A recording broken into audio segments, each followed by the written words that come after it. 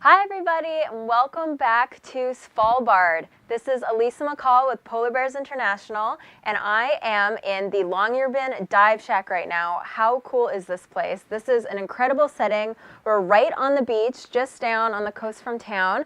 KT Miller, my colleague with me, is going to show you what our view is outside right now. It's absolutely spectacular, and how appropriate that today we are going to be talking a little bit about Arctic diving, which is a pretty unique thing for us to talk about, but it's just such a cool thing.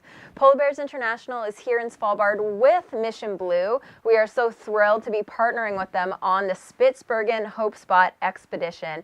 It is going to be a fantastic voyage starting tomorrow, and I'm going to introduce you to a couple of their team. But first I wanted to give you a couple facts about polar bears diving.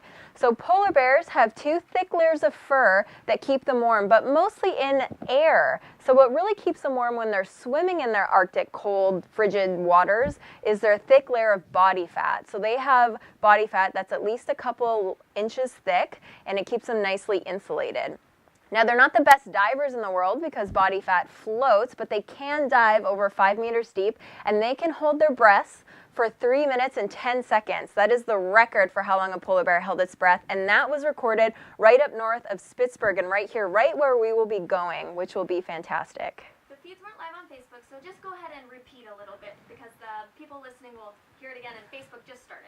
Okay, perfect. So for those of you just joining us, we are at the Longyearbyen Dive Shack up in Svalbard. This is Alysa with Polar Bears International, and we are here with Mission Blue. And today we want to talk to you a bit about the Spitsbergen Hope Spot expedition.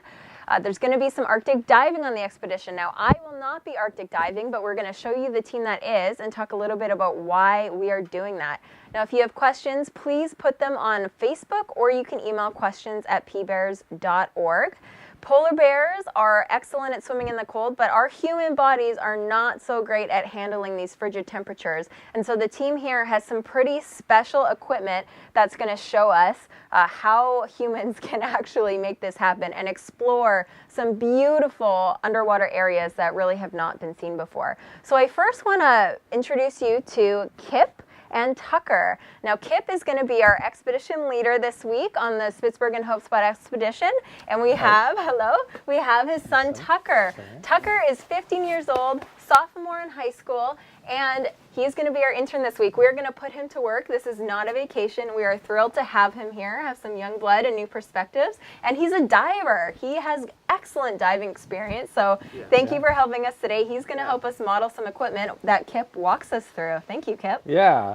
Well, as Alysa was saying, polar bears have this amazing insulation, and if you look at other marine mammals around the Arctic or even in the Antarctic, like whales, for example, have a thick layer of blubber to keep them warm. But as human beings, we aren't so lucky. We have just our thin layer of skin, and some of us have a little bit more fat than others, but we have to come prepared to get into the cold water. And we do that by bringing two pieces of equipment with us. One is kind of, think about it as long underwear, but it's like insulated clothing we wear under what's called the dry suit.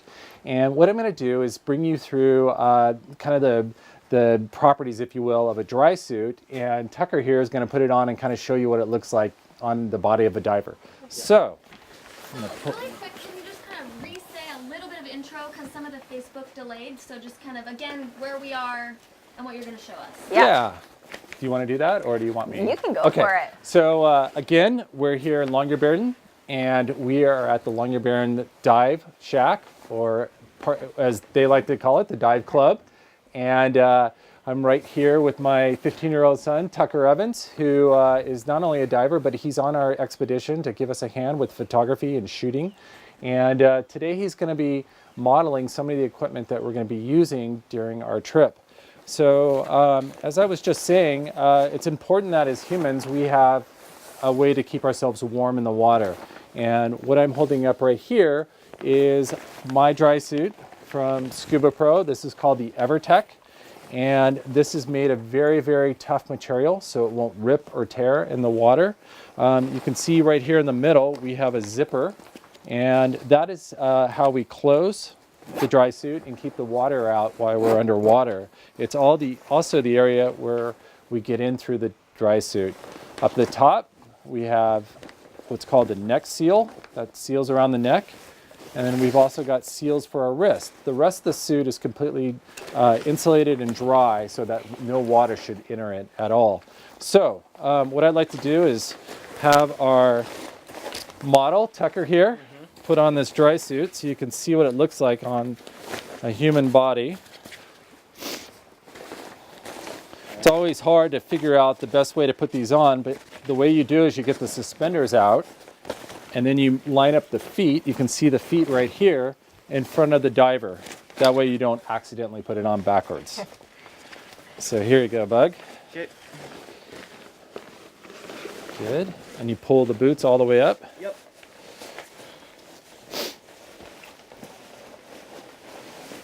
Great.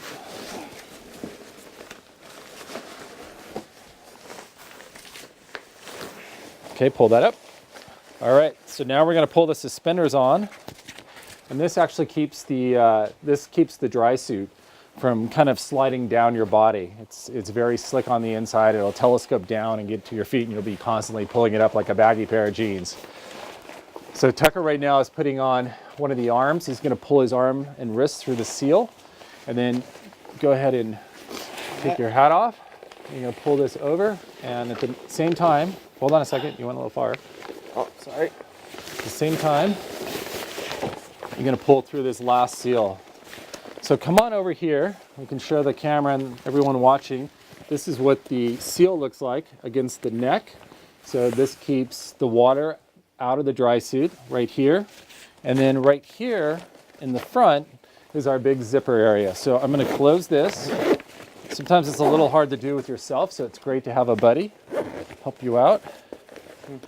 And then there's another layer that protects that zipper in front, and that closes right down here. It's always super important to make sure that you have that zipper completely sealed, otherwise water can leak in there. The water is close to 0 degrees centigrade here, which is close to 32 degrees Fahrenheit for those United States. And having water leaking into your suit. Keep it dry and insulated. Anyway. How long can you guys stay underwater in something like that? Yeah, so there's two limitations when you're underwater. One is your body, how much exposure can you take? The second is what type of air, canister or tank are you bringing with you? So right here, we have what is equivalent to about a 80 cubic foot tank, and this holds about 3,000 pounds of air. And typically, we can get about 45 minutes to an hour's worth of time out of this. Here in the colder waters, your body's more stressed, and the dive time is going to be a little bit shorter depending on who you are and how used to cold water diving you are. So we're going to probably be diving for about 30 minutes or so, and maybe shorter if we're getting really super cold, but that's pretty much the idea. And I should mention the third limitation is your depth. The deeper you go, the harder it is to breathe and the quicker you use up your air. So we'll be diving shallower, the water's cold, so I'm thinking 30 to 45 minute dives. Yeah, I might be I might be shorter. We'll see. We'll see how I do in the super cold water. But anyway, so this is the dry suit. And you can see how incredibly comfortable this is. Yeah. If you turn around here in the back, you can see it fits really well to the body. We've got pockets to carry tools right here on the sides, and it's just a really amazing design.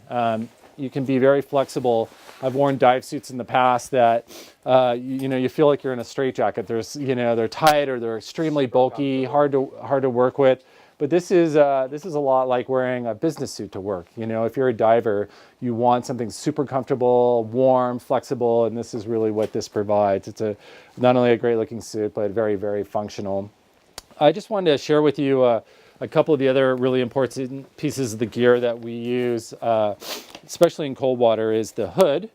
And this is a hood it's similar to a hat that you might slide, like a knit hat you might slide over your head. But this one's made out of neoprene. And go ahead and put this on. This keeps your head warm. A great percentage of your body heat is lost through your head. So if you're diving in cold water, you want to make sure that you have something like this over your head. So go ahead and tuck in your hair there, Bug.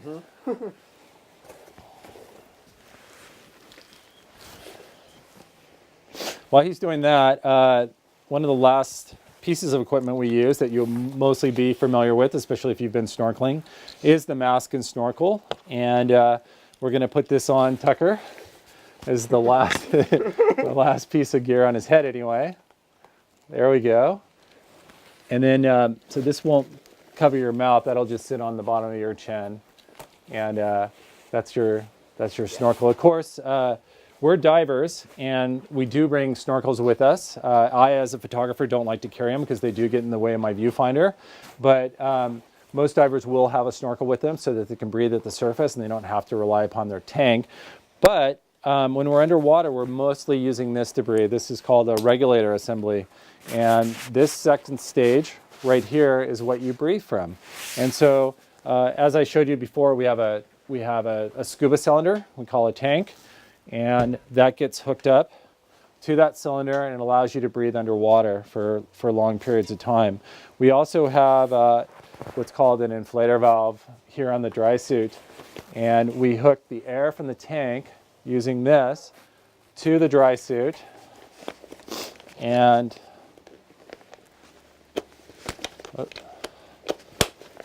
that hooks up there, and then during the dive, we can actually put air in this suit. As you get deeper and deeper in the water column, the compression from the water around you squeezes on the suit. And in order to counteract that, you put air in the suit. It builds up a little bit, and as you get deeper, you can put in more and more air. You get comfortable. But when you come back to the surface, you got to be really careful. You got to get rid of that air, otherwise you'll rocket up out of control, and that's very dangerous when you're diving. So the way we get rid of that is by turning this valve over here, and that releases air out of the suit. So that's how we put air in and out of our dry suit.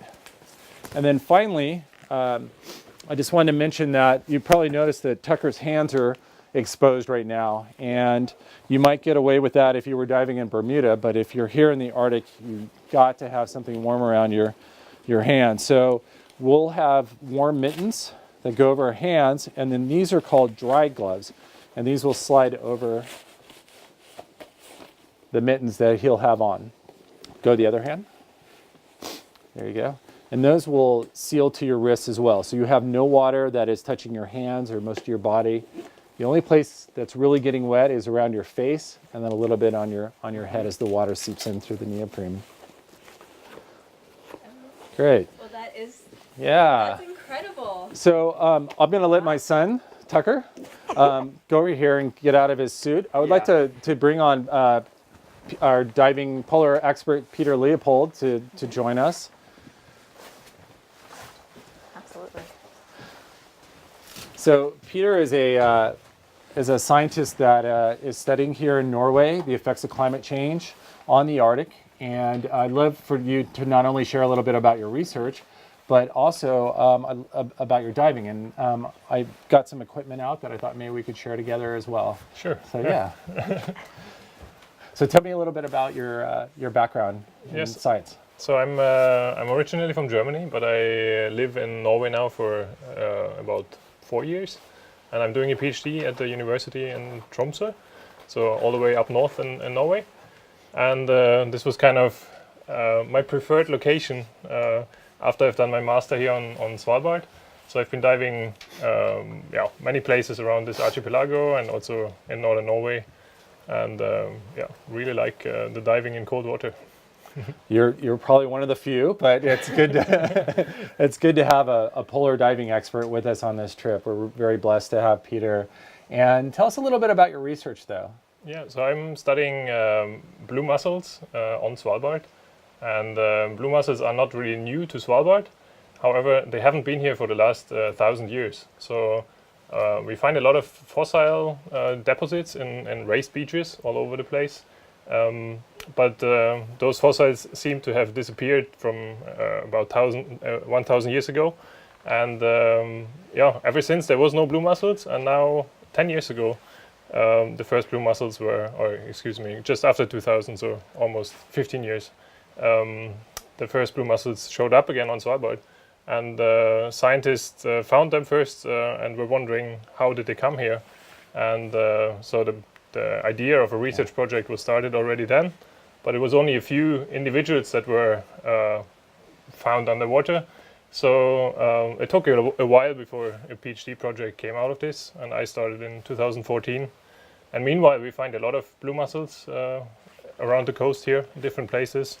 And yeah, we have mapped the west coast of Spitsbergen, and yeah, found a lot of these.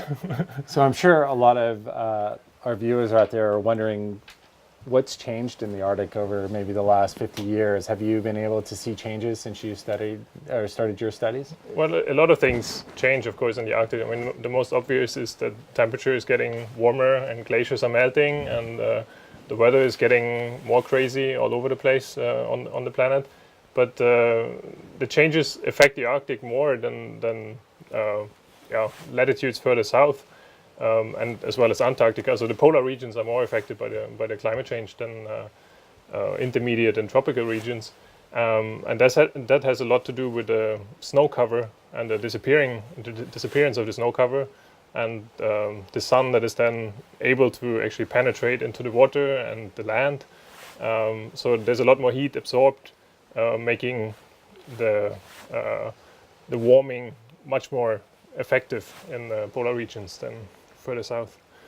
And in terms of the blue mussels, they are actually a species that is more boreal or temperature loving, as Arctic they like warmer researchers. water. Yeah, they like warmer water, and of course they don't really care where they are as long as they like the water where they are. So they follow basically as they have larvae that stay in the water column for about a month, and they just drift around with the water until they find a suitable habitat to settle. And for the mussels that came up here, they just traveled with the warm water from further south and found this habitat after 1,000 years of being too cold. Now they find it suitable. So that's basically how they ended up living here again.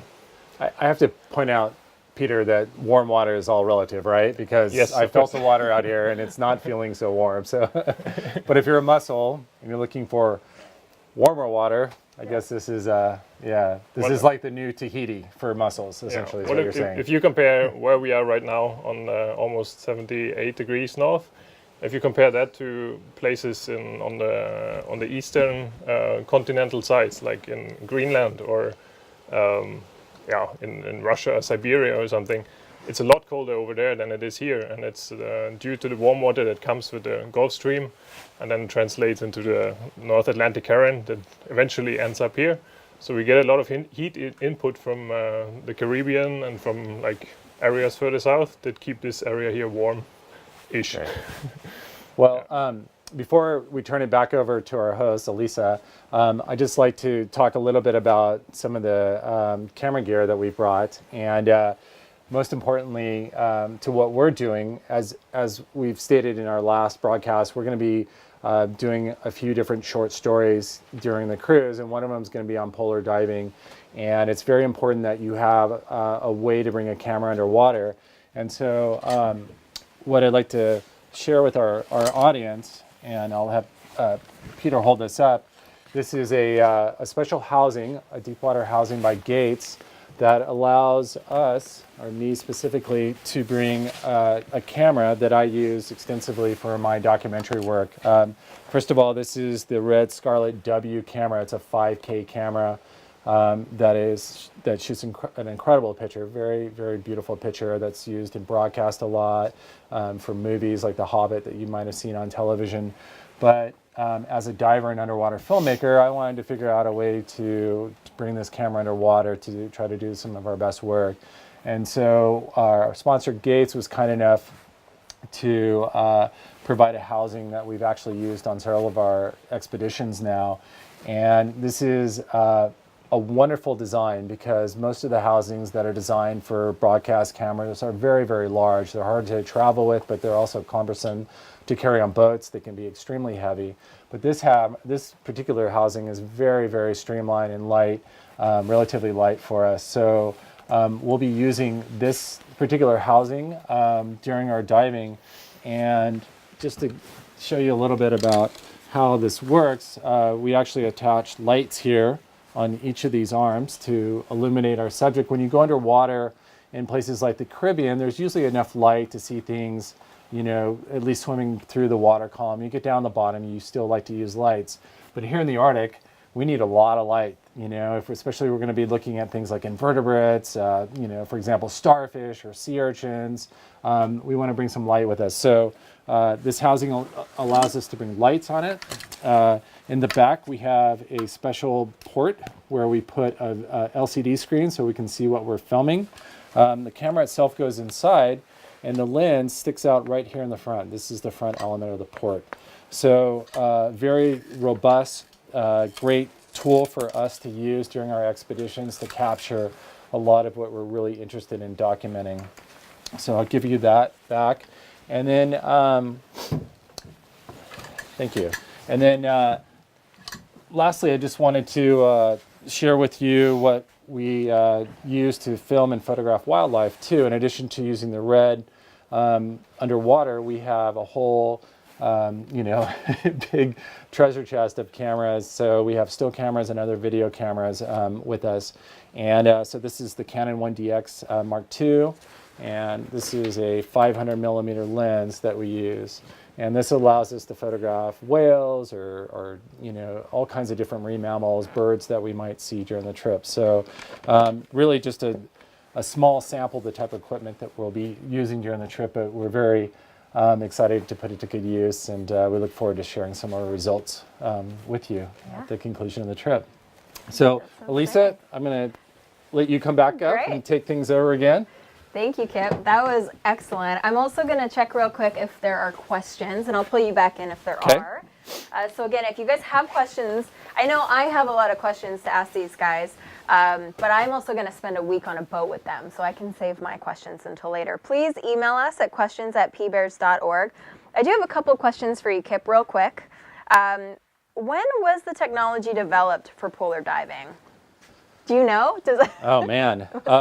Well, I mean, dive equipment was originally invented by Jacques Cousteau, or at least the scuba cylinder. Right. And so that was some 60 plus years ago, I believe. It's been quite a while. I've been personally diving since 1982, so for about 33 years now. And I was lucky enough that there were scuba classes that I could take when I was a teenager. And but our founder, Dr. Sylvia Earle, talks about diving in the early days where, they had a dive cylinder and very rudimentary equipment, and they said, just jump off the boat and don't hold your breath and start breathing. So things have changed a lot over the years, but we're very lucky to have great training and good equipment. And it's because of people like Jacques Cousteau and other engineers, that really introduced us to the wonderful world we're able to see now underwater. Great. Some great explorers that kicked it off. Oh, yeah. No, absolutely. And so we're definitely going to be looking for polar bears. We'll be looking for the multiple seal species that live around here. You mentioned sea stars, urchins, mussels. Anything else in particular, or we're just going to kind of let nature bring to us what it will?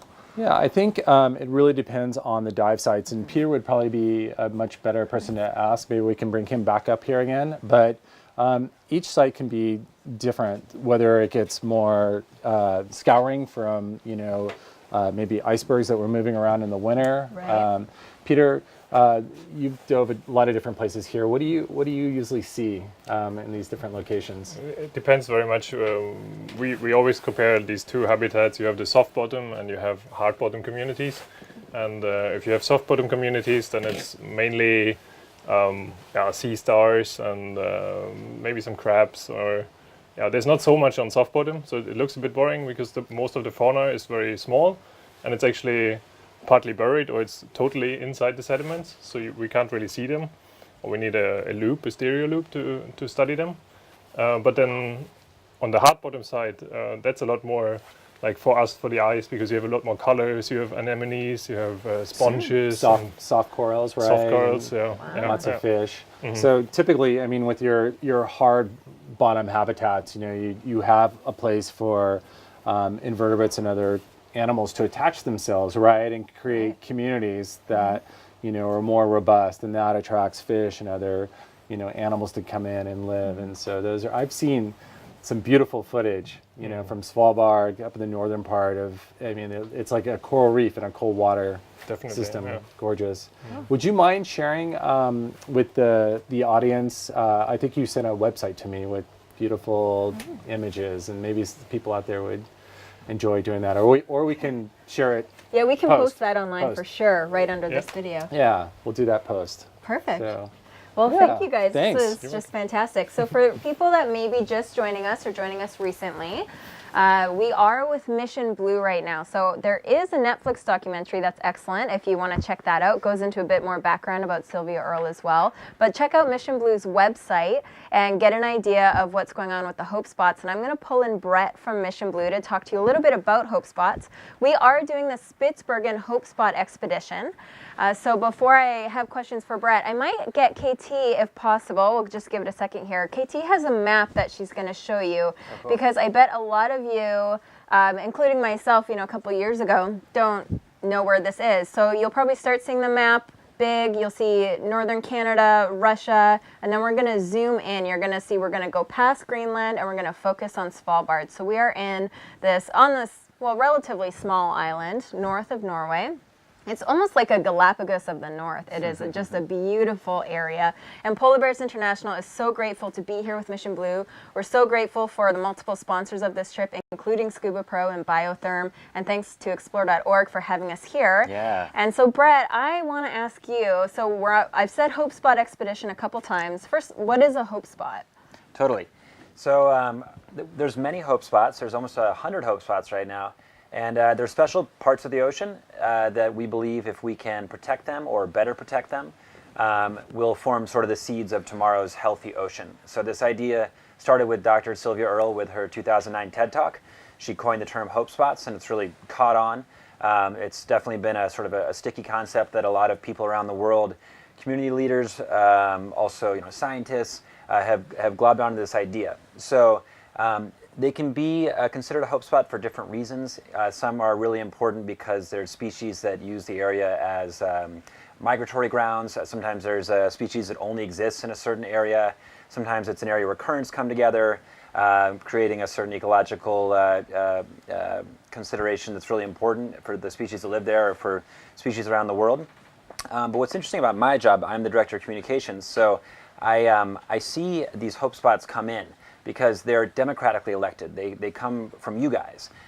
So they come in through this nomination system, and that's what I really want to talk to you guys about because it's really interesting. Totally. So not to get too nerdy on you, but if you go to our website and you go to the Hope Spot section, you'll see that anyone can nominate a Hope Spot. And when these Hope Spots get nominated, I see them in my email inbox, and so does everyone else at Mission Blue.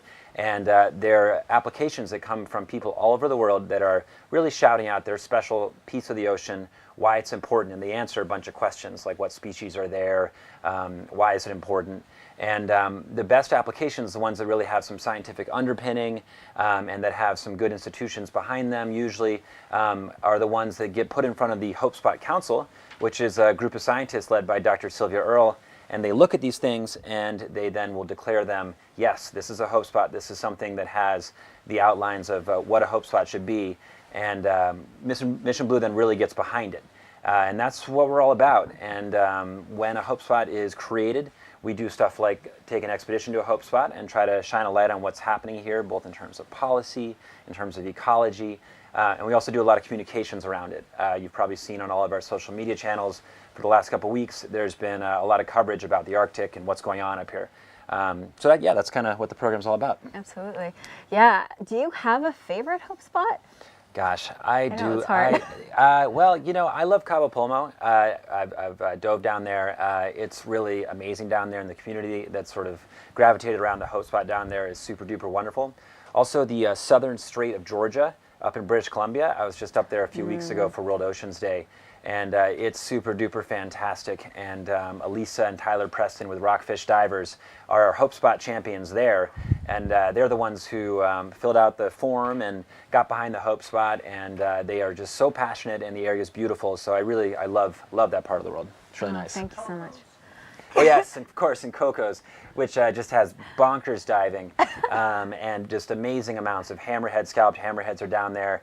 and just diving in and among the sharks. And there's beautiful eagle rays, and just the island itself, it looks like Jurassic Park. It's a really, really beautiful place, and it is protected by the Costa Rican government. But it's still a hope spot because there can always be more enforcement. Even if areas are protected, there can usually be a little more enforcement done, and that's the case down there. It's very interesting. That's amazing. Well, very, very worthy mission. This is a very worthy area to declare a hope spot, and we are just so grateful to be here with Mission Blue doing this. We're really excited to see what we see this week. And if any of you want to get involved with a hope spot, please do check out online, nominate a hope spot if you can. Yes. But no matter where you live, you can help protect these hope spots in different ways by things that you do every day yourself and in your community. One thing you can do that I think Mission Blue will post about is you can actually calculate your own carbon footprint and look at how to reduce that by up to 30%. You can, walk to work more often, bike to work. Check out in your communities if there are carpool maybe groups or different composting groups or things that are already going on at a high level, and you joining that will really push that momentum forward. And because so many of these issues that we're looking at Hope Spots are caused by climate change, it really is a global problem. So we're burning fossil fuels, pumping carbon dioxide into the air, and that's trapping heat. And we're simply burning too much of these fuels and trapping too much heat, and it's having a huge effect on the ocean. We see it on land maybe a little easier than we see it underwater, but the ocean is really absorbing too much heat. And the ocean is the climate's heart. So just as our heart pumps nutrients and gets the blood moving around our body, the ocean is just regulating all of us. It really is. So Arctic sea ice in particular, it's like Earth's air conditioner. Whether you live in Texas or Australia or northern Canada, it's helping regulate your climate. And it's just so important that we keep our Earth healthy so that we can stay healthy and have these beautiful ecosystems that are functional and that we can enjoy and we can appreciate. And Absolutely. Yeah, we are just so grateful to be here with Mission Blue. Right back at you. Super pumped and ready to set sail tomorrow. So it's going to be, the adventure begins in a lot of ways. Yeah. Absolutely. So we're going to attempt to do more broadcasts before we leave. We probably will lose connectivity as we are heading up north remote area, but we're, like was already mentioned, we're going to be gathering amazing footage, amazing videos. We're going to be posting stuff when we get back and doing another chat like this when we get back to answer your questions and to talk a bit more about what we saw. And we are hoping to see polar bears for sure, but anything we do see is great. I'll show you outside once more. Thank you, KT. You can see some boats. We have some eiders bobbing around there outside. Pretty cool. Thanks again to the Longyearbyen Dive Club for hosting us here. This was really kind of them. It's just about the perfect venue we could ask for. And thank you so much to Brett, Kip, Peter, and to Tucker, our intern this week, who we're really excited to work with. So any more comments or things to add before we sign off? Anybody? Pretty excited. Just like to say thanks to all our great sponsors too for helping us to be here and to bring all this. Yeah, so Totally. definitely Yeah. thanks to the sponsors for sure. Thanks to Scuba Pro and Gates and Biotherm, and I know you guys have some wonderful sponsors too at Polar Bears. And yeah, we do. And a special thanks to Explore.org for helping us host this and get this stream from Svalbard over to the United States and all around the world. So Absolutely. It's pretty cool. It's pretty amazing. Yeah, we're looking forward to sharing this with you. So thank you so much. Stay tuned in the coming week or two, and we're going to be talking more about the Spitsbergen Hope Spot expedition with Mission Blue. Bye. Bye.